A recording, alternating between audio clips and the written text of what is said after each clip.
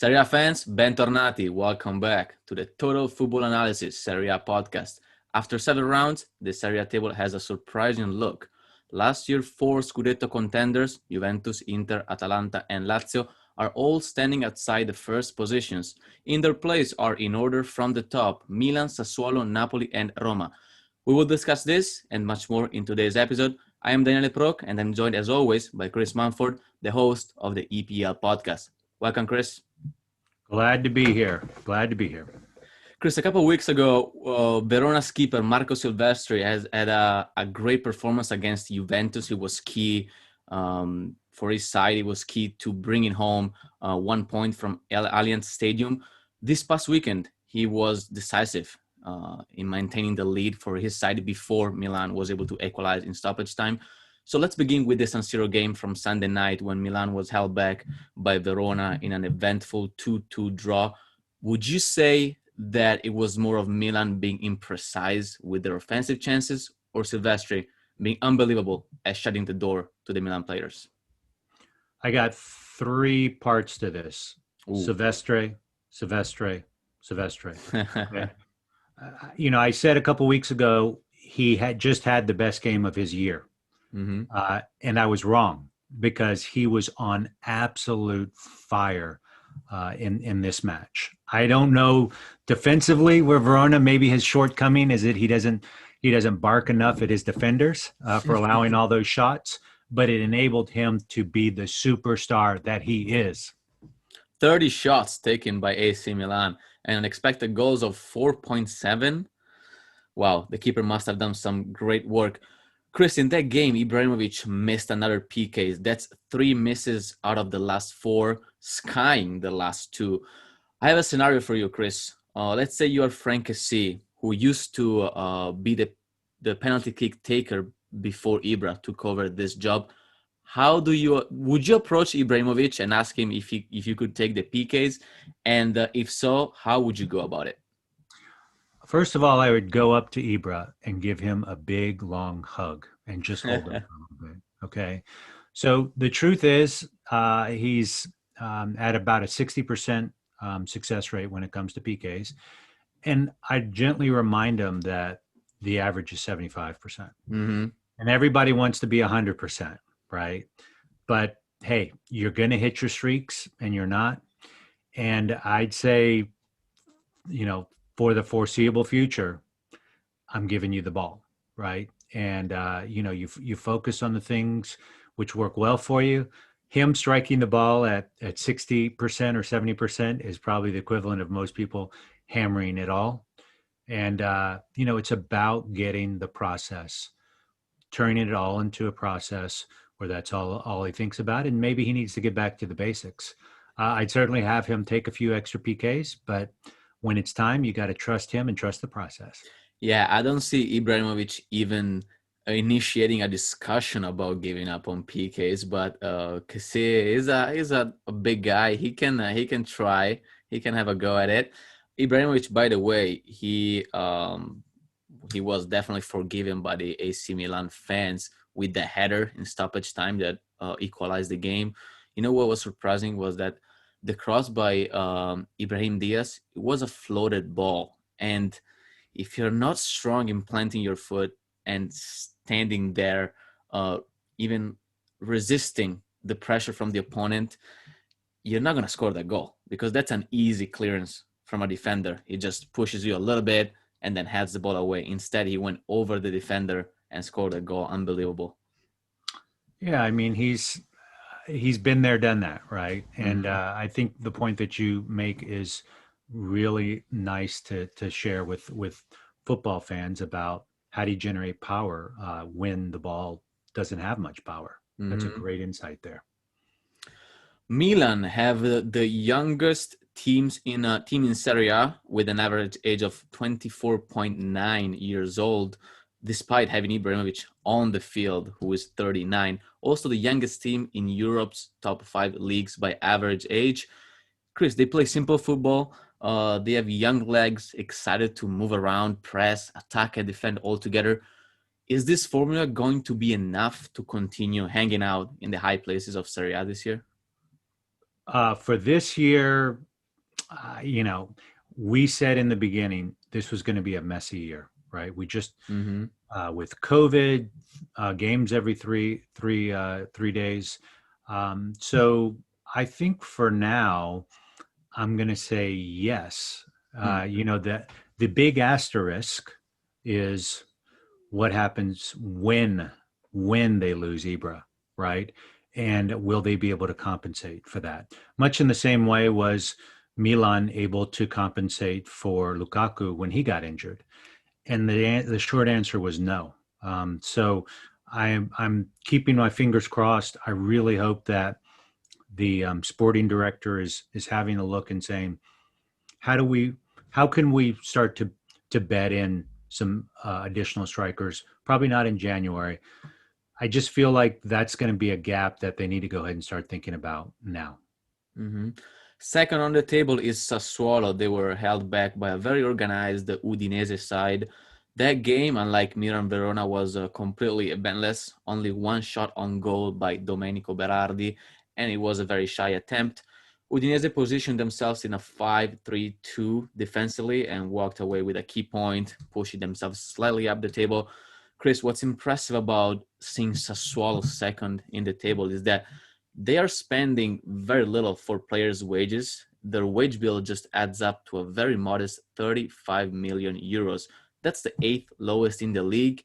To me, that tells a lot about the work of coach Roberto De Zerbi, doesn't it? It does. I mean, he is the one of the young stars in Europe. He's 41 years old. Mm. He started his professional career at AC Milan as a player, and he was a journeyman for 12, 13 years with about 9 or 10 different clubs. Spent a Mm. lot of time out on loan, so not the most prestigious playing career. But I'm going to be honest with you. I think it's those players that really had to scratch and claw and to really figure out what works.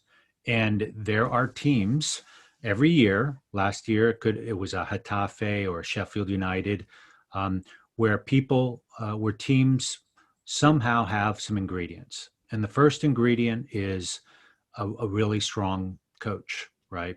Second ingredient is, um, frankly, the sporting director working hard about having the right sort of squad, but also having a little bit of luck at the same time. The third ingredient, which is really important, is defense. And I think that Sassuolo has got a fine defense, but what's really helped them is their attacking prowess. Daniele, help me understand how they've been able to Mm-hmm. build up some attacking prowess given their limited funds. Yeah, so they play a 4-2-3-1, which curiously is the same formation as Milan and Napoli. These are the top three teams currently in the table. Sassuolo, their wingers. On one side, you have Boga, and the other side, you have Berardi. They're very adept at taking opponents on one versus one situations, and many times they dribble the opponent. Obviously, that creates numerical superiority, right, on the side, and that creates the scenario for a cross, for a shot, for a quick play combination. And then as a number 9, they have a guy who just can't stop scoring goals. That's Ciccio Caputo, 21 goals last year. They also can count on the footballing intelligence of Filip Juricic. He plays as a trequartista or as a number 10, and he's got the touch, the oriented first touch already, thinking before playing, and his passes have been unbelievable. He's missed the last couple of games because of injuries, but that's great chemistry on top for Sassuolo. And in the midfield, we have Manu Locatelli. He's been called up to the national team. He really stepped up his game since the June restart, and even his passes have been quite accurate. Well, so I will say we need to, obviously we're only 20% into the season, Mm-hmm. but the schedule has been kind to them. They played Calgary, Spezia, Crotone, Bologna, Torino. They lost against Napoli, which is a higher No, quality. no, they won. They won away Oh, 2-0 sorry, against Napoli. you sorry, I misread that. So Mm-hmm. that's their signature win so far, and they tied 0-0 against Udinese. So they haven't gotten into the business end of the league table yet. But they're taking care of business when they need to take care of business. Something to be said for that. Exactly. When you have to walk home with the points, you cannot, you cannot fail to perform, and that's what they've been doing. They've been taking care of business, right? It sounds cliche, but you need to make the points against all teams, especially those in the lower half of the table. Since you mentioned Napoli are sitting third place.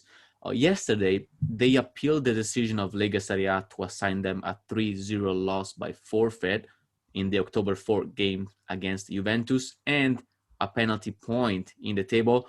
Napoli's appeal just got rejected today. So they still sit in third place with 14 points, which is impressive, in my opinion, given these two misadventures of Gennaro Gattuso's side.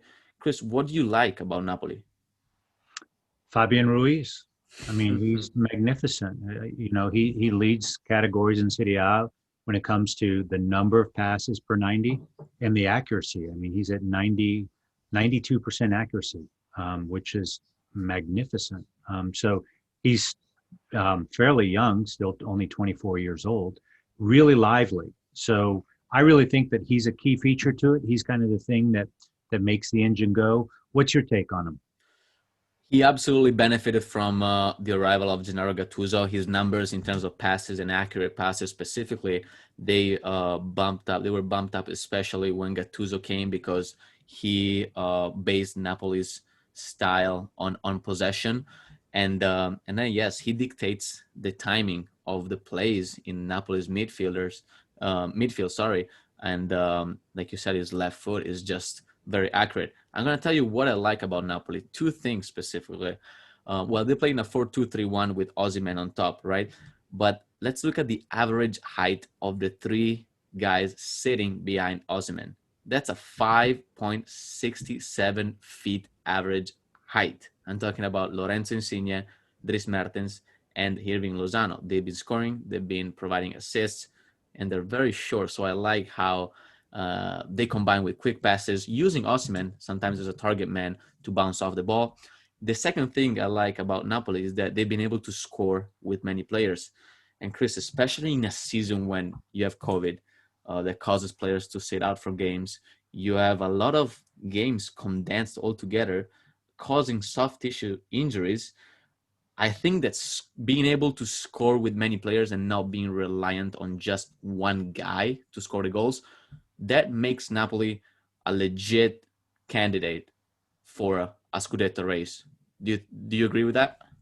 Well, I think so. I mean, if you look at Juve, Inter, AC Milan, we've talked about the reliance of the one big man, and you could also make a similar argument to Lazio as well, though a little less powerful. Mm-hmm. So it's all going to come down to squad management. I feel like this season that coaches and sporting directors are going to have to really earn their money on that part of it. So I think your assessment is spot on. Let's see if they have it. I think last year there were higher expectations and they didn't quite go as far as people expected. But hats off. Absolutely. Let's also discuss what happened over the weekend in the other games. There were some intense matchups. Atalanta hosted Inter. The game ended 1-1. Lautaro Martinez and Miranchuk on the score sheet. Chris, how did you like that game? Well, I am disappointed because I really wanted to see a full-fledged Atalanta and a full-fledged Inter. What did I tell you about my score prediction? Please tell everybody. My memory's not so good anymore, Daniele. 0-0 or 1-1, because both teams needed a reaction from the disappointing losses of the previous days, and so they were going to be more attentive, more careful defensively. So just 2 goals overall. Well, I agree with you on that. And as far as where was our man Lukaku for Inter? Out with injury. That's exactly right. So I just feel like just the last 10 minutes, but it was just not enough to make an impact. That's exactly right. And one really worries, is concerned. An abductor is something that very easy to re-injure again. But XG was fairly anemic, 1.38 for Atalanta and 0.99 for Inter. Not much on there. 5 shots on goal. So wasn't really. It just seemed like they're missing a cylinder, and it's all the travel to Europa that of their attacks, of which they only had 36 each, which is fairly modest. They only had 17%, which yielded shots, Mm-hmm. and that to me just looks and feels pretty weak. The possession was fairly even, really didn't get a whole lot out of that. And even the duels, right? Who wanted it more? Pretty even along the way, though Inter was a little more with respect to loose balls. So I just feel like that match was one where I wish people were rested and ready to go. Right. You know, Sportello only had 2 saves. I mean, it was not a game for keepers, largely because if you don't have shots, you can't make saves. And Handanovic also only had 2 saves as well. So it was one of those things where that was something that I had circled earlier in the season, Yep. and I was left feeling disappointed. So What's your take? Atalanta are sitting sixth and Inter are sitting seventh in the table. And they both conceded a fair amount of goals, 14 and 11 respectively. So what I was Mhm. thinking is that probably the international break comes at the right time for these two teams. Like you said, we probably want to see these two teams more rested, so that they're going to be able to perform at their highest level. Would you say that tiredness is, especially for these two teams who are not performing as well as they could, would you say that tiredness is fatigue is one of the biggest factors of this first 7 games of the season? I think so, and we talked about in Atalanta's case. I mean, they have a fairly young squad, but I do think they're still trying to get their defense sorted out. You know, what's happening is they seem to be underperforming both in Champions League as well as in their domestic league. Mm, Atalanta is sitting in third place in Group D with only 4 points. Of course, they're tied with Ajax um, at 4 points as well, so they still can get out of it. Inter is in fourth place in Group B. Now, that loss against Real Madrid really hurt them a lot. But I'm going to be honest with you. If Group B leader Mönchengladbach's got 5 points and Inter's got 2, there's still some fight in Inter. Lukaku gets healthy. mm. Maybe there's a way they can progress along the way. And they're just seem to be scuffling their feet through the domestic league. And hopefully that, I international breaks used to mean there's the word break in it. I don't know how Yeah. many breaks these teams are going to be getting. You know what's scary about that group is that for Inter is that Inter are last, but third are Real Madrid. Yeah. So, obviously two qualify, but both Inter and Real Madrid were expected to finish in the first two places. So it's not a great situation. Now Inter are gonna have to win, I would say 2 out of 3, if not all of the remaining games. Maybe 2 wins and 1 draw will do it. But it's going to be a tough one. Chris, another big game from the weekend was Lazio Juventus. Juve has been struggling to pick up pace in Serie A. They haven't lost yet a single game, but this was their 4th draw. They have been a little unlucky.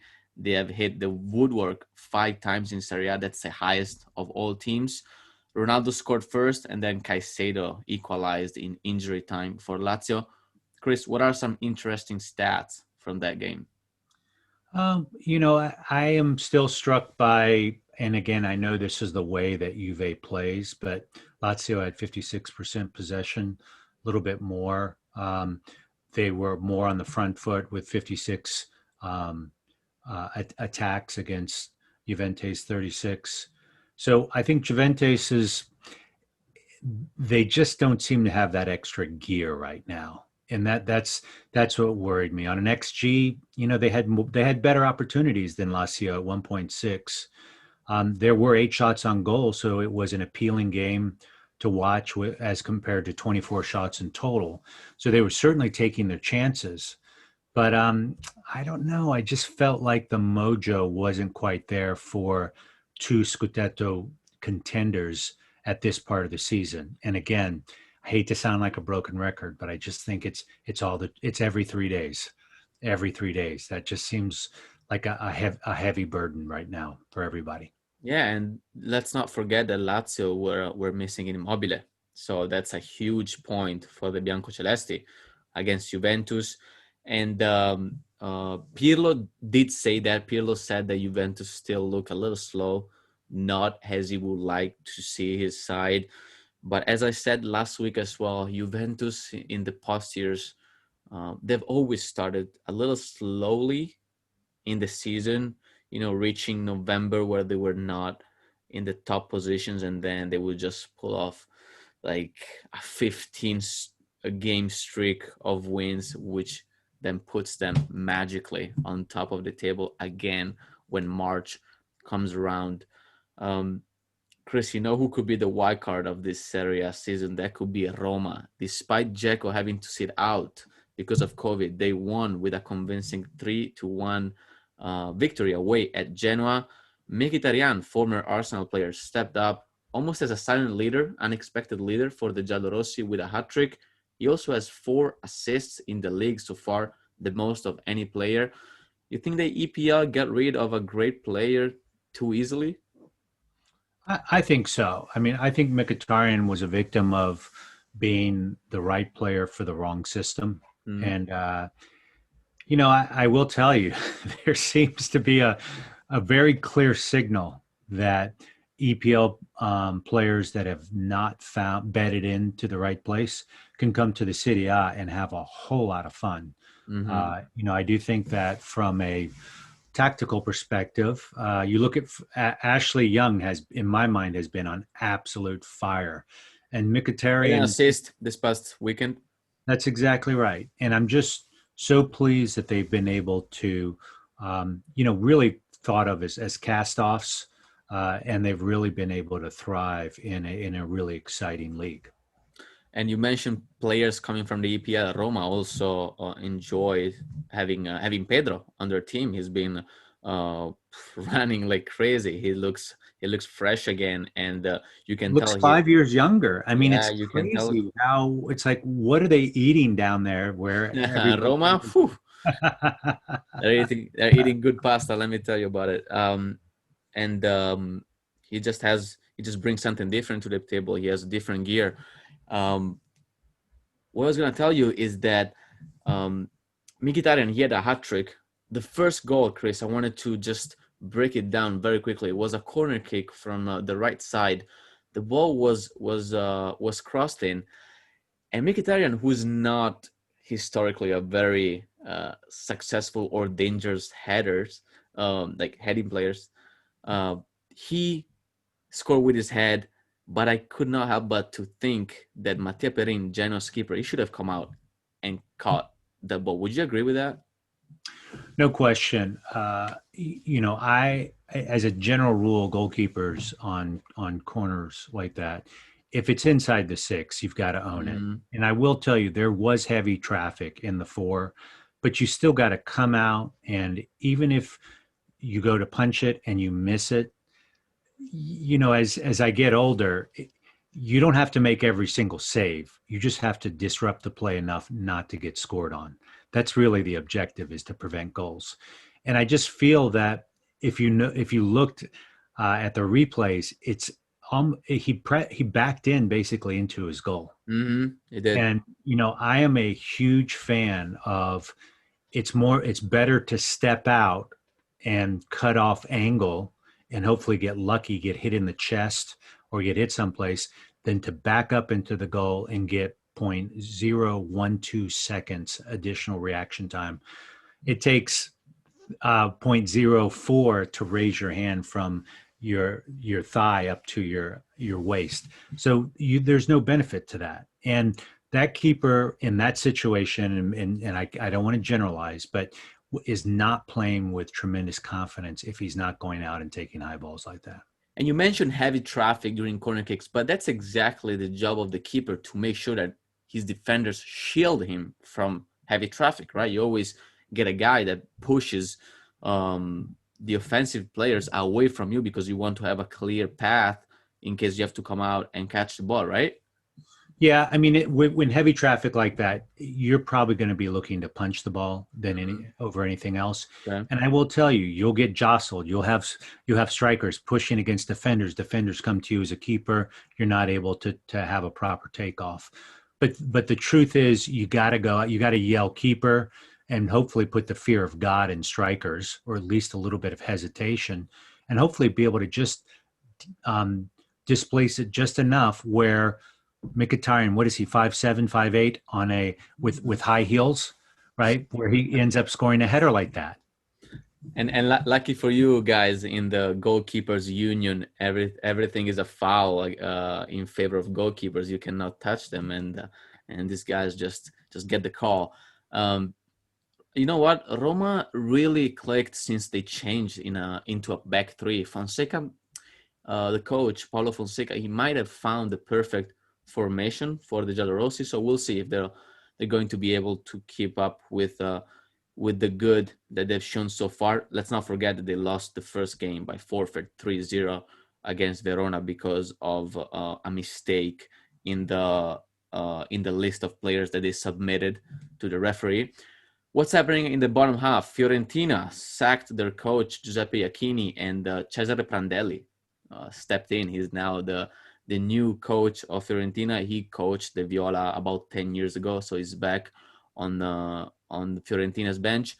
The last three positions are currently occupied by Genoa, Udinese, and Crotone. And besides that, players now are going to join their national team. Chris, we've talked before about how players rarely enjoy a break in this very intense season. So I have a question for you. When Serie A returns in 2 weeks, do you see the smaller clubs, so those who send fewer players to the national teams, benefit more from this international break than the bigger clubs who instead are having half the roster involved in competitive games this week? No question. I mean, it's just there's some teams, some national teams that are going to be playing 3 matches. Mm-hmm. It's insanity as far as I'm concerned. Breaks my heart because you're just going to get these muscular injuries. You're going to get some carelessness, and I get the fact that the respective FAs, the football associations, if they don't have these matches, they probably run out of money. So I get that piece. Yep. But with the lockdowns that you're experiencing in Italy and other countries, one has to say, when is good judgment prevail? Where is the leadership when you have the FAs, you have Serie A, right? You've got Champions League and Europa. No one wants to take any leadership because they want to make sure that they get the shekels that they were planning on. And I'm all for self-interest, but at some point, someone's got to step up for the players because that's the product, right? And I just feel like this is a really unfortunate time. The international players needed a break. I do think that the smaller clubs are going to benefit with the time off, but it's if you're asking Sassuolo, they want to probably keep playing next weekend, right? If you ask the top teams that are not going off to Europe, but they're like, come on, let's bring it. So it'll be interesting to see how rhythms are made and broken. What's your take on things? I was going to ask you, so are you saying that different clubs across Europe are playing kind of a game of chicken? Well, I don't know if they're different clubs. What I'm saying is that the FA wants to have their matches in because they Mm-hmm. will need to collect theirs, as does UEFA with Champions and Europa, Right. and domestic leagues, of course, want theirs. So none of them are willing to agree on, okay, we're going to rest our players this week. Mm. And I totally get that. Football is about money and economics, but when are players? Who's going to stand up for the players and say, "Hey, they need a break here. They're blowing up," and I just feel that doesn't make sense. And as a fan, if I'm not seeing my top 11 starters pretty regularly, and I'm seeing the U23 team, of which I'm a supporter of, right? Let's let the youngsters play. But at the end of the day, if people are spending money, and they're not this year because not in the they're not going to the stadiums as much. But I just feel like there's a contract that's being broken between the clubs, the FA, and the fans and the players. Yeah, there is the Associazione Italiana Calciatori, which is the association representing the interest of football players in Italy. But yeah, I wouldn't know how would that play out. Who because I mean they agreed the schedules, the different calendars of the different competitions that have been laid out. So any any interference with that would be would alter the format of the other competitions, right? Especially in a season when you don't even know if you're gonna be able to finish the season, because what if Italy goes again into a complete lockdown? There have been talks this week that Prime Minister Giuseppe Conte may have a new decree saying that, okay, we're gonna go all into a red zone emergency situation, and we go again into lockdown. What's gonna happen there? Are we still gonna play? Are we still gonna see Serie A? I don't know. It's still a question mark. Those are great questions, but if you look at what happened in the U.S. when LeBron got involved on whether the NBA is going to happen or not, and LeBron spoke with his friends Chris and so on, if Ronaldo spoke with Leo, right, and Romelu and Ibra, and just had a conversation, and Harry, right, all these names about, hey, because one of the interesting things in the Liverpool Man City game is it seemed like Pep and Jurgen were having some angry words, but they were violently agreeing that this scheduling is ridiculous. So, I don't see any significant leadership. The only significant leadership, quite candidly, is going to have to come from someone like a Ronaldo, because that's the From only the players themselves, you think? Absolutely, but that's what's happened in the NBA, right? And people are going to listen. Ronaldo has 195 million followers, right? Yes. Those are larger than most countries. That's about the size of Japan, right? So that's the sort of thing that's got to happen. But I don't hear anything from Ronaldo, and I think that the rank players, people that you don't know where they grew up, they don't have a voice. Well, let me know if in the next weeks you personally hear anything from Ronaldo, if he texts you or sends you an email. Great talking calcio with you, Chris. This Serie A season has all the potential to remain unpredictable until the end. And who knows, for the first time in years, maybe we're going to have to wait until the very last match day to declare a winner. That's what we hope for. We will see you guys in 2 weeks after the international break. Ciao.